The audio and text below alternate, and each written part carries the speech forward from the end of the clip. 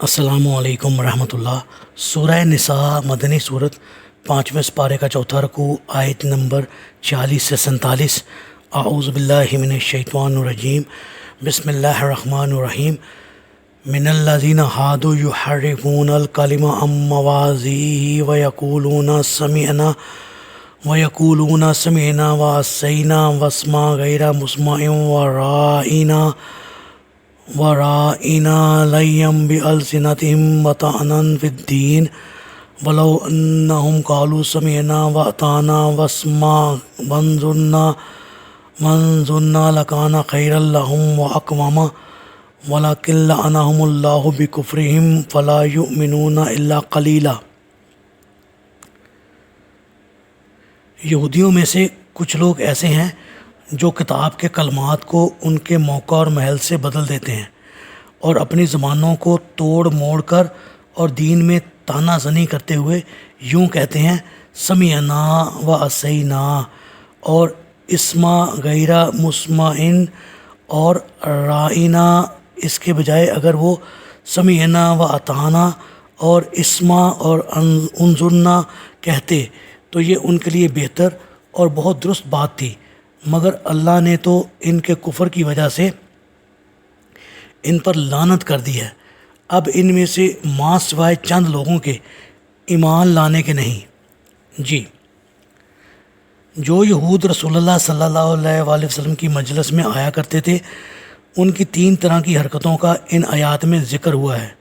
ایک یہ کہ جب وہ کوئی حکم الہی سنتے تو بلند آواز سے تو سمعنا کہتے، مگر آہستہ آواز سے یا دل میں عصینا یعنی ہم مانیں گے نہیں کہہ دیتے، یا اطعنا کے الفاظ کو ہی زبان کو موڑ دے کر یوں ادا کرتے کہ وہ اطعنا کی بجائے عصینا ہی سمجھ میں آتا۔ نمبر 2، اسما ہماری بات سنیے، یعنی جب کوئی بات ان کی سمجھ میں نہ آتی اور کچھ پوچھنا درکار ہوتا تو اسما کہتے، اور ساتھ ہی غیر مسمعن بھی دل میں کہہ دیتے، یعنی تم سن ہی نہ سکو یا بہرے ہو جاؤ۔ نمبر 3، اور کبھی اسما کی بجائے رائنا کہتے اور زبان کو موڑ دے کر رعینا ہمارے چرواہے کہہ دیتے۔ پھر آپس میں یہ بھی کہا کرتے کہ اگر یہ فی الواقعہ نبی ہوتا تو اسے ہماری ان باتوں پر اطلاع ہو جانا یقینی تھا۔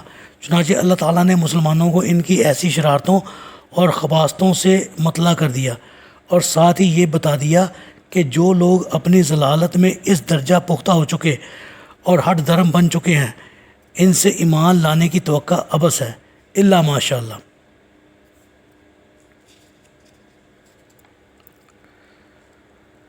یا ایھا الذین اوتوا الکتاب آمنوا بما نزلنا مصدقا لما معکم من قبل ان نطمس وجوہا فنردها علی ادبارها او نلعنهم کما لعنا اصحاب السبت وکان امر اللہ مفعولا۔ اے اہل کتاب، جو کچھ ہم نے نازل کیا ہے اس پر ایمان لے آؤ۔ یہ کتاب اس کتاب کی بھی تصدیق کرتی ہے جو تمہارے پاس ہے۔ اس سے پہلے ایمان لاؤ کہ ہم تمہارے چہرے بگاڑ کر تمہاری پشتوں کی طرف پھیر دیں، یا تم پر ایسے ہی پھٹکار ڈال دیں جیسے اہل سبت پر ڈالی تھی، اور اللہ کا حکم تو نافذ ہو کے رہتا ہے۔ جی، یعنی تمہارے جرائم اتنے شدید ہو چکے ہیں کہ تمہیں وہی سزا دی جانی چاہیے جو اصحاب سبت کو دی گئی تھی، یا تو تمہاری شکلیں یوں مسخ کر دی جائیں کہ تمہارے چہرے پشتوں کی طرف موڑ دیے جائیں، یا پھر تمہیں بھی بندر بنا دیا جائے۔ لہٰذا ان کے لیے بہتر یہی ہے کہ کسی ایسی ذلت کے مسلط ہونے سے پہلے ہی ایمان لے آئیں۔ لفظی اعتبار سے تو فنردها علی ادبارها کا ظاہری مفہوم وہی ہے جو مذکور ہوا، تاہم یہ الفاظ محاورتاً بھی استعمال ہوتے ہیں۔ اس صورت میں اس کا معنی یہ ہوگا کہ جو اقبال اور ترقی ہم نے تمہیں دے رکھی تھی اسے الٹ کر تمہیں قہر مذلت میں دھکیل دیں گے، اور جس غلامی اور اسیری کے ایام تم پہلے دیکھ چکے ہو اسی کی طرف لوٹا دیں گے، اور عرب سے نکال کر پھر سے تمہیں بے سر و سامانی اور ذلت کی حالت میں ملک شام کی طرف لوٹا دیں گے۔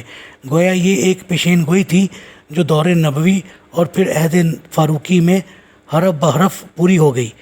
جب یہ لوگ مدینہ سے جلا وطن کیے گئے تھے تو اپنے چولہے چکے تک اپنے سروں پر اٹھائے انہیں وہاں سے نکلنا پڑا۔ اس آیت میں دو طرح کے متبادل عذابوں کا ذکر ہے، یعنی یا تو ہم تمہیں پہلی سی خستہ حالی اور غلامی اور رسوائی کی حالت میں لوٹا دیں گے، یا پھر ایسا عذاب بھیج دیں گے جیسا کہ داؤد علیہ السلام کے زمانے میں اصحاب سبت پر آیا تھا اور انہیں بندر بنا دیا گیا تھا۔ چنانچہ ان دونوں میں سے پہلی صورت کا عذاب ہی ان سرکش یہود و مدینہ کے مقدر ہوا۔ اللہ تعالیٰ سے دعا ہے اللہ تعالیٰ ہمیں اپنے ہر قسم کے عذاب سے محفوظ فرمائے، آمین۔